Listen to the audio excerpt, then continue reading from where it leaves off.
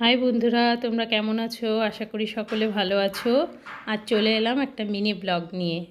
দেখো, ছাদে একটা পুঁইশাক গাছ হয়েছে, সেই বিখ্যাত পুঁইশাক যেটা নিয়ে ভিডিও করেছি, দেখবে আমার প্রোফাইলে দেওয়া আছে। সেখান থেকেই নিচের দিক থেকে কিছু পুঁইশাকের ডাঁটাগুলো ওগুলো বুড়ো হয়ে যাচ্ছিলো, নিয়ে আসলাম। নিয়ে এসেই যে কাটাকাটি করছি। দেখো, কুর্তি পরেই রয়েছি, কারণ ছেলেদের নিয়ে আসছি। মাঝখানে ছোটো ছেলেকে 7:40 স্কুলে দিয়ে আসলাম, আবার বড় ছেলেকে 9:30 দিয়ে আসলাম। বড় ছেলের এক্সাম চলছে, তাই ওকে আবার 12টায় আনতে যেতে হবে। আর এক্সাম না থাকলে ফুল স্কুল হলে হাজব্যান্ডই নিয়ে চলে আসে অফিস থেকে আসার সময়। যাই হোক, এই যে কাটাকাটি করছি। কাটাকাটি করার পরে খুব কষ্ট হয়ে গেছে আজকে সারাদিনে, অনেকবার স্কুল দৌড়াতে হয়েছে। তার ফাঁকে ফাঁকে বাড়ির ঘরের কাজ, রান্না বাড়া সবই করতে হয়েছে, বাচ্চাদের খাওয়ানো। দেখো, কাটাকাটি করে সবজিগুলো, ভিডিওটা চাইলে দেখে নিতে পারো আমার প্রোফাইল থেকে।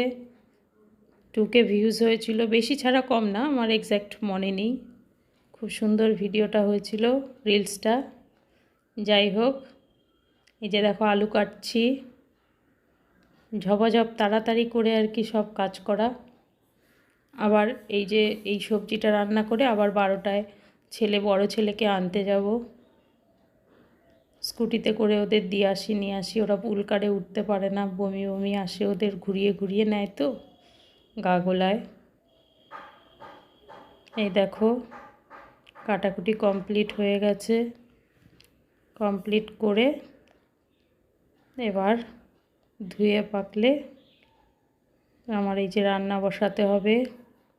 খুব গরম পড়েছে, তাই সবজি আর টক ডাল এসবই খেতে ইচ্ছে হচ্ছে, মাছ মাংস বিশেষ ভালো লাগছে না। এই যে আমার বিখ্যাত কালো কড়াই, এটাতে রান্না না করলে টেস্ট হবে না, ঠিক আছে। এই যে শুকনো লঙ্কা ফোড়ন দিলাম। এই পুঁই শাকের আজকে ঘ্যাটটা করব। ডাল দিয়ে ঘ্যাট খেতে খুব ভালোবাসে আমার হাজব্যান্ড, তাই জন্য এটা করলাম। শুকনো লঙ্কা ফোড়ন দিলাম, 5 ফোড়ন, তার সাথে একটু আদা দিয়ে দিয়েছি। এবার সবজিগুলো দিয়ে দিচ্ছি। আমি শাকটা একসাথেই দিয়েছি, যেহেতু শাকগুলো নিচের দিক থেকে কাটা তো একটু শক্ত হয়ে গেছিলো ডাঁটাগুলো। আর আপনারা চাইলে এই শাকগুলো একটু সবজিটা ভাজার পরেও দিতে পারেন, সেটা কোনো ব্যাপার না। যেহেতু শাকের ডাঁটাগুলো একটু শক্ত, আমি একসাথেই দিয়ে দিলাম। এবার হয়ে গেছে, সেদ্ধ হয়ে গেছে সব সবজি। এবার একটু হলুদ দিয়ে দিলাম। এই যে দেখুন,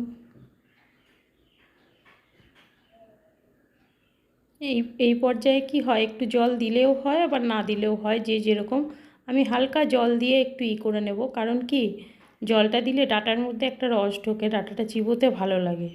এই সবজিগুলো আমি দেখে নিচ্ছি সিদ্ধ হয়েছে নাকি। প্রত্যেকটা সবজি সিদ্ধ হয়ে গেছে। একটু গাজরও দিয়েছি, গাজর খাওয়া ভালো চোখের জন্য। বড় ছেলেটার একটু মাইনাস পাওয়ার আছে, ওকে কাঁচা গাজরও দেই, রান্নাতেও দেই, চেষ্টা করি আর কি, যেটাতে পসিবল হয়। সবটাতে তো আর গাজর দেওয়া সম্ভব না। এই যে একটু জল দিয়ে দিলাম, খুব সামান্য। এই ডাঁটাটায় রস ঢুকবে, খেতেও সবজিটা ভালো লাগবে। হয়ে গেছে রান্না প্রায়।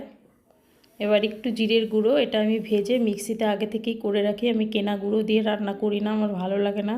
কেনা জিরের গুঁড়োর গন্ধটা আমার ভালো লাগে না, যার জন্য আমি অনেকটা করে মাসের প্রথমে কিনে ভেজে আমি ওটাকে মিক্সিতে আগে থেকেই করে রাখি। গরম মশলাও আমি তাই করি, হালকা গরম মশলাটা ভেজে তারপর আমি ওটাকে ডাস্ট করে রেখে দিই কৌটোয় ভরে। এই তো হয়ে গেল। এই পর্যায়ে যারা মিষ্টি বেশি পছন্দ করে তারা একটু মিষ্টি দিতে পারে। আমি যেহেতু কুমড়ো দিয়েছি, গাজর দিয়েছি, তাই আর মিষ্টির দরকার পড়বে না, মিষ্টি মিষ্টিই হয়েছে। কিন্তু তারপরেও যদি তোমাদের পছন্দ হয় বা অনেকে স্বাদ অনুযায়ী আর কি, চিনিটা দেওয়া যেতে পারে। ব্যাস হয়ে গেছে আমার আজকের ডিশ, পুঁই শাকের ঘ্যাট।